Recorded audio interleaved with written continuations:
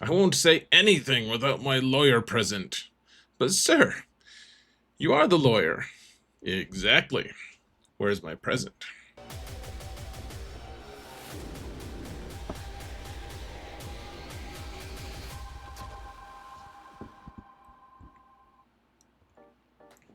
Hello, everyone, and welcome to another episode of Zareth Prevails. Today, we're going to talk about, that's right, 5v5 best offense teams, and in another video at the exact same time, I'm publishing this 5v5 best defense teams video as well. We're coming up on this 5v5 season. It's going to be a fun one, I think. It'll be interesting, for sure. Huge shout out to my patrons, by the way. You guys are awesome. Thank you so much for your support, guys. I could not do this without you. Thank you guys so much. And if you want to support this channel for free, folks, all you got to do is hit that thumbs up button, like, subscribe, comment. Let's about the algorithm. Let's talk about GAC, shall we? It's time. The time has come for me to put out 2 videos in one day, as this is one time I do it every month, and no exception. So what's going on this season, you may ask? And the answer is that there's no like unbeatable teams. There's the really tricky like pointy teeth Rey team with Supreme Leader Kylo and that Datacron. And otherwise, what we're going to end up doing is seeing people put a lot of Galactic Legends on defense. So we're going to have to deal with that. We still have a bunch of defense crons that people are going to have up to 400% defense. I realize that's not the entire meta, but that is something some of us are going to have to deal with. And honestly, the other thing that we're going to have to look at least to some degree, is the Rolocron is probably going to be on defense quite a bit, I think, from what I understand. Also, there's an Inquisition team with Ninth Sister or potentially Second Sister. Lots of stuff to talk about. So let's jump into it, shall we, folks? Yeah, you're gonna have to watch other videos if you want to see me talking about all these other crons, and you guys should come watch me live. It would be fun.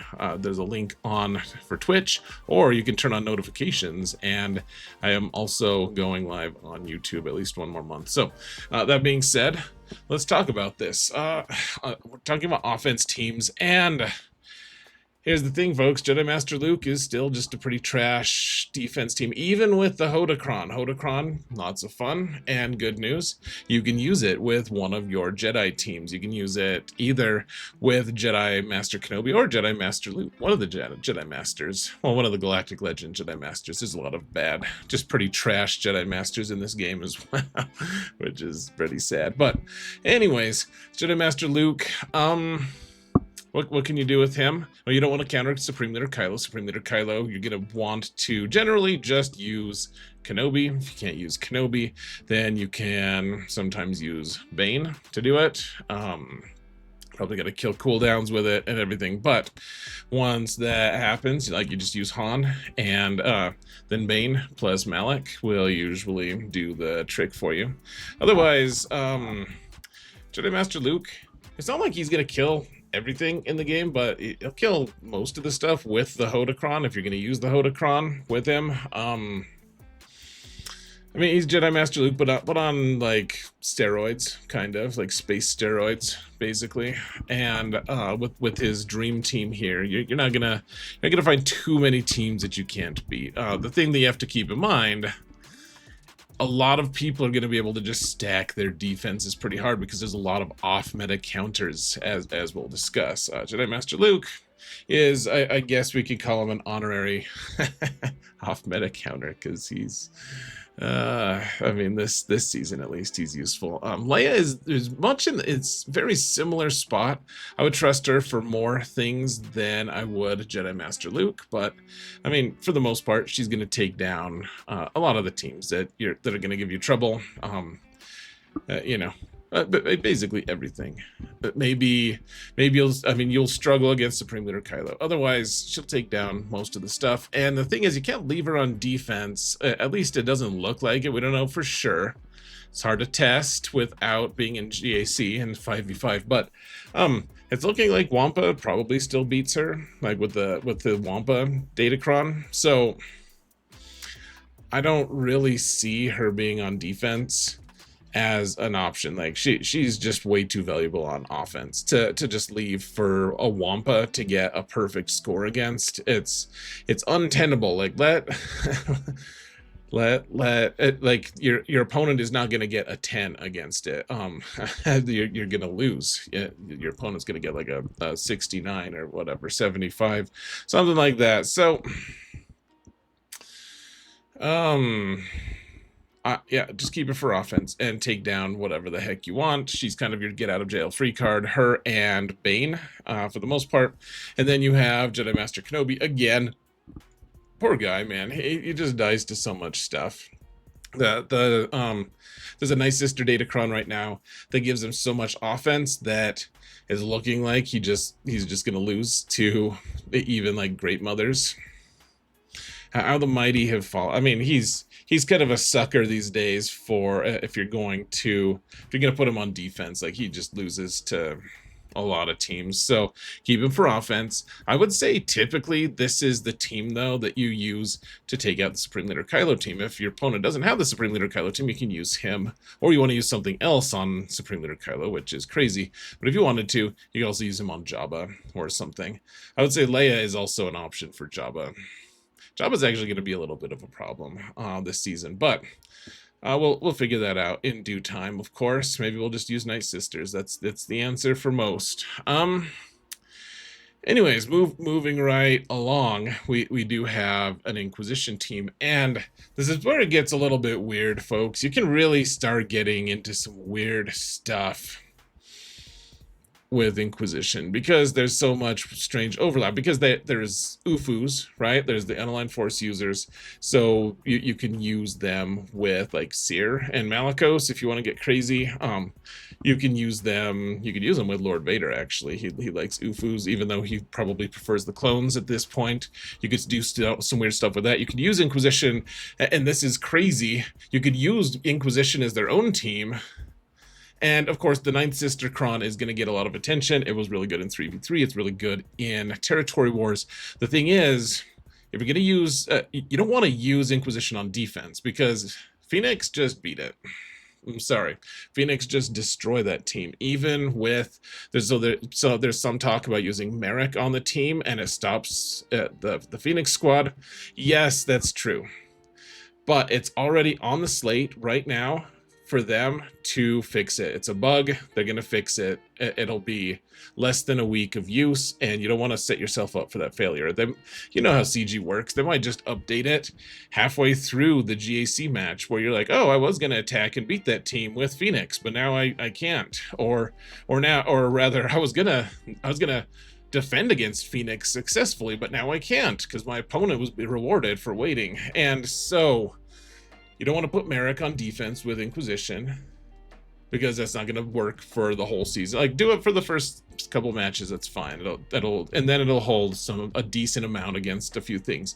Once that bug goes away, once it's fixed, that team isn't going to hold against Phoenix, and then you're going to be screwed potentially. So instead, you're going to keep Inquisition and use Second Sister and the Second Sister Datacron on this team, because she hits really hard. She does a lot of damage. The thing that you want to keep in mind is the team isn't as resilient. Like the Ninth Sister has a big thing about, it gives them extra health. It gives them way more resilience and survivability. Second Sister doesn't do that. Luckily, you get a ton of turns with this team.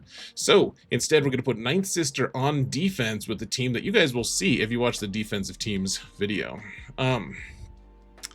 It gets weird, and honestly, guys, if you come watch my streams, things are gonna get even weirder. Like, so some of the things we're gonna do with some of the Datacrons, gosh, it sounds so suggestive. Maybe that's the point. So on offense, we've got Maul. We've got one more season with the ISC and GAR Datacrons, and they're cool. They do okay.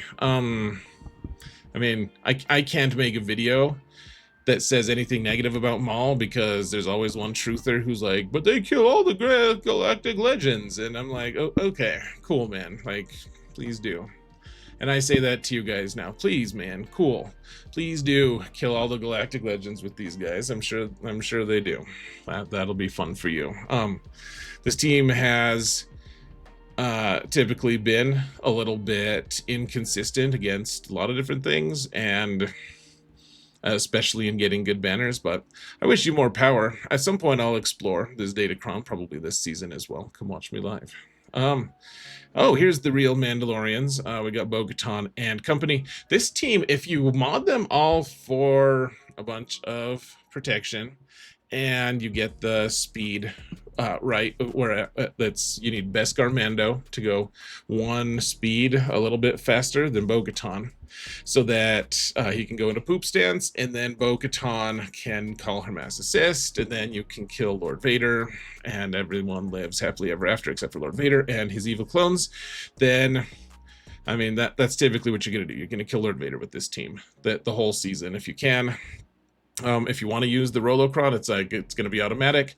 If you want to save the Rolocron for defense, which is what a lot of just hardcore a-holes are going to be doing this season, you can probably just get away with a thick Cron, right? Like a 15% health protection Cron with some defense on it. So do what you want. Pick your poison. But this team, last season, I tested it enough. It does work against Lord Vader teams, even with the new clones.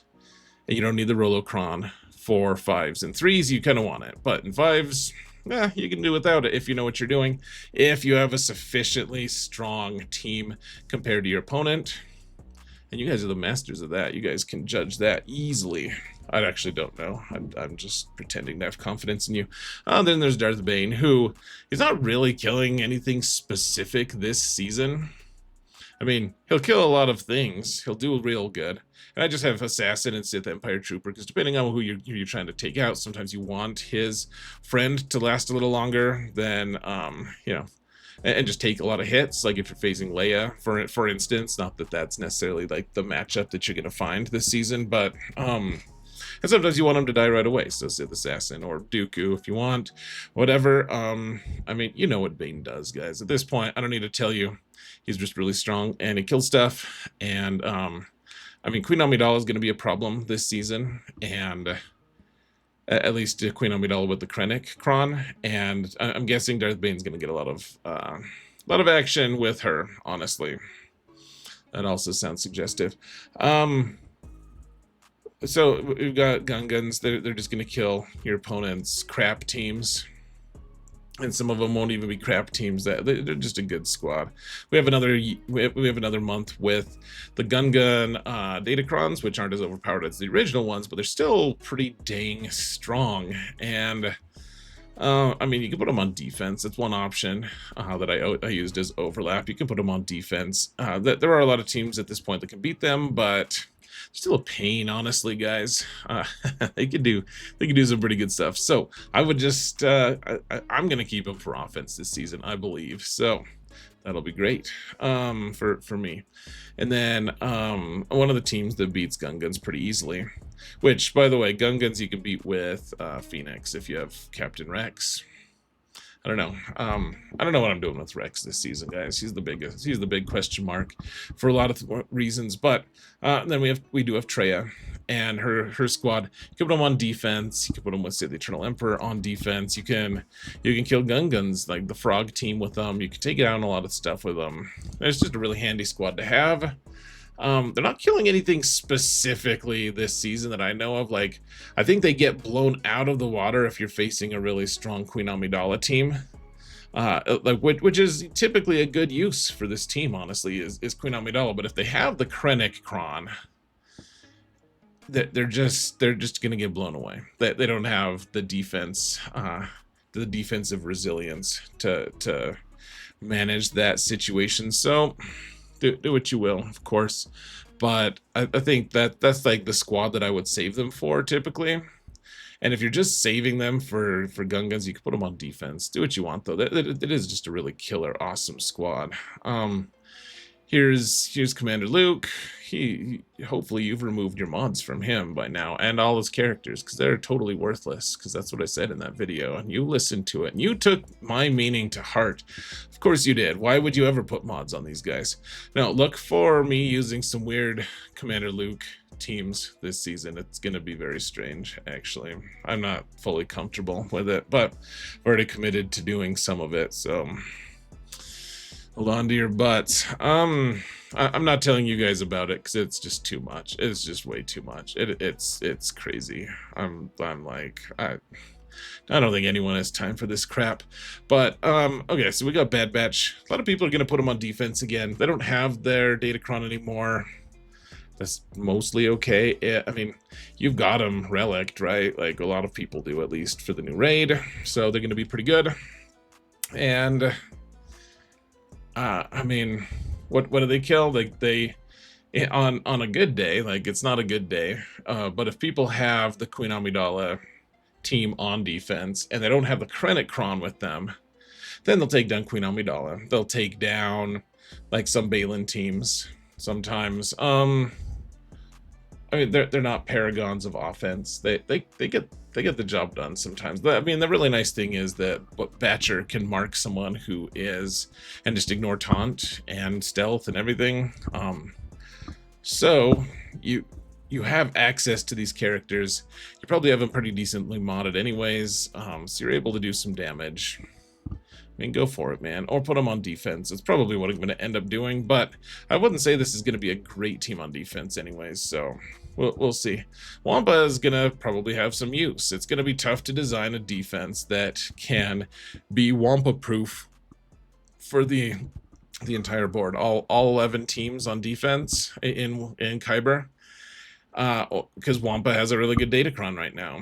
I think people are going to do it, though. Some people are. And Wampa will be left high and dry once again. But it's fine. Wampa likes it when it's dry, is my guess.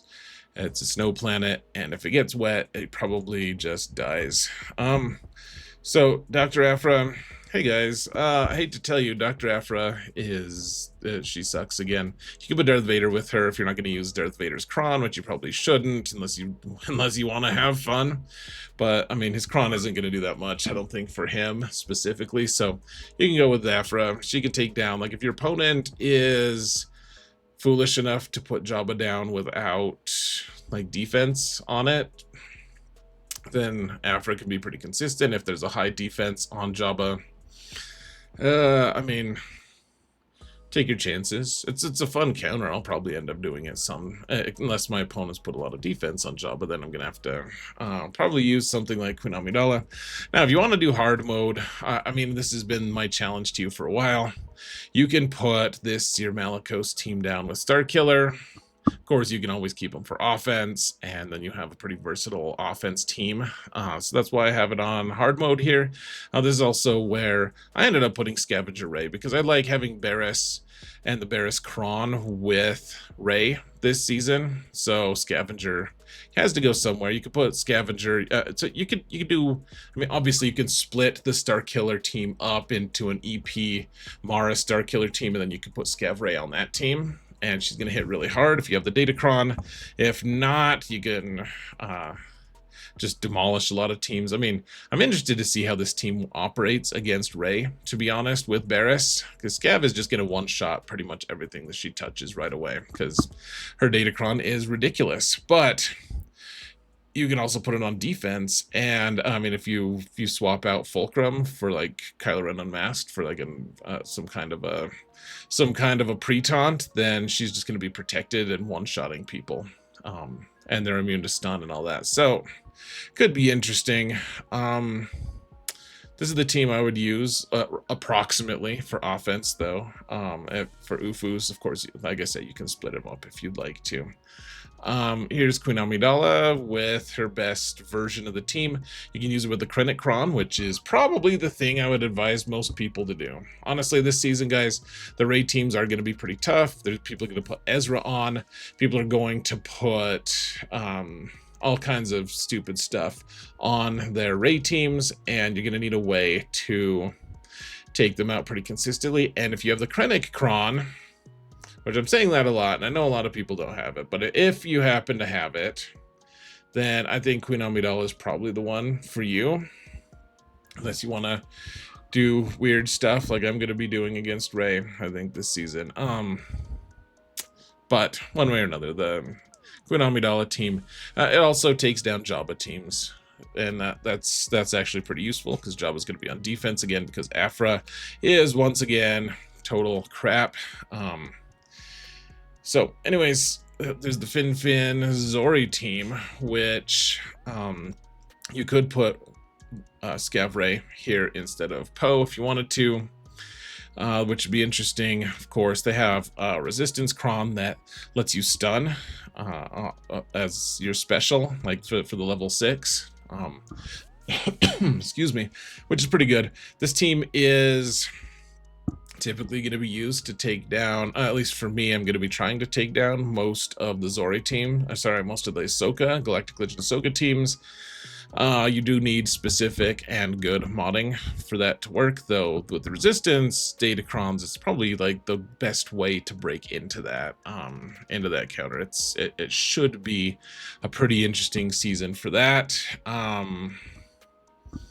Seems like it should work pretty consistently if you know what you're doing, which I only partially know what I'm doing. But like I said earlier, this is the season of off-meta counters, so we're going to be killing a ton of Galactic Legends without using our own Galactic Legend. Speaking of which, we have Great Mothers here who they have a nice Sisters Kron that just hugely boosts their offense, and so they're going to kill a lot of the Ahsoka teams that you find. Now, the Ahsoka teams on defense, the good ones, are going to have the turn meter boost. If they do that, that means they're going to be faster than your Great Mothers and you're going to die, which is why you want to use the Fin Zorii team, like I showed you above, against the Ahsoka teams if they aren't smart enough to put the turn meter boost on their Ahsoka teams. Then you can still use Great Mothers. Otherwise, this team is going to be a little bit tricky. We'll find a space for them. They're going to hit really, really hard. And so my guess is that we'll just end up killing a lot of Queen Amidalas with this team. Or at least hope it'll be like a race to see if the Queen Amidala team can like wipe us out before we can wipe them out. Should be fun. It's a fun game to play. I mean, they'll take down a lot of stuff. So that I think keeping them for offense. This is a team that I said slated for defense as well. I think that a lot of the standard counters are just not going to have the defensive resilience to survive against this nonsense. So you'll have fun with that. I'll be interested to see if we can get much mileage out of the old school Night Sisters, just because the 400% offense Kron is just really strong. Seems pretty good. We'll see, though, like I say. Let's see, Dash Team. I mean, we're kind of scraping the bottom now, guys. Like, Dash Team, what are you going to kill? Like, the Qui-Gon team, I guess? Yeah, go for it. Use EP Mara with... I don't know what I was doing with this team. Go forth and conquer with just this. I dare you. You're not gonna do it, but I'll chuckle when I hear the stories of your utter defeat. Tuskens. So keep this team. Some people are gonna put Phoenix down, and you'll just destroy them with this squad. And otherwise, you don't want to put this team down because it's gonna get destroyed by everything but Phoenix. So, yeah, Tuskens aren't good. I'll enjoy one more season on my alt at least with using the Nebit Kron with these guys. It's a lot of fun last season. We had mixed success, but it was still a really fun datacron to use. IG-11 and Queel are honorary Jawas, and the Jawas are honorary Ugnaughts, and I think in Scoundrels and Droids, so it's pretty cool. I don't actually know if they're honorary Ugnaughts. It's a pretty worthless tag, if there even is an Ugnaught tag. Be an ugly tag. Ugg tag. Dark Trooper Moff Gideon, like what? If someone wants to put down their Qui-Gon Jinn team, I guess just use this. I don't know. This team can kill some stuff. I don't know. This isn't like their season though. And then of course you could do the Darth Vader team with the boys, and like what'll end up happening. I don't know. There's actually some interesting teams that you can use that have some weird turn meter trains that if your opponent puts some crap down, you could use. For the most part, though, it's going to be one of your guys dies, and then Vader gets a bonus turn and does Merciless Massacre, and then another one of you guys dies, and he does the same, and another one of you guys dies, and he does the same. And if you can't kill the whole team by 4 or 5 Merciless Massacres in a row, then you're screwed, and I just don't know what place that has in the offense-defense pantheon this season, so your mileage may vary. I'll withhold judgment. There might end up being a pretty useful thing that Vader's doing. I just don't know about it yet. So anyways, folks, with that said, I think we're done here. I guess you could always do like a sortie team with droids. Oh, that's for defense. Don't use it for offense. Anyways, folks, I'm going to call it good. Go watch the defensive teams video. I know most of you already did watch that one because that one's the one everyone watches. But I'm going to let you go. Thank you so much for watching. And remember that in all things, Zareth prevails. Take care, folks.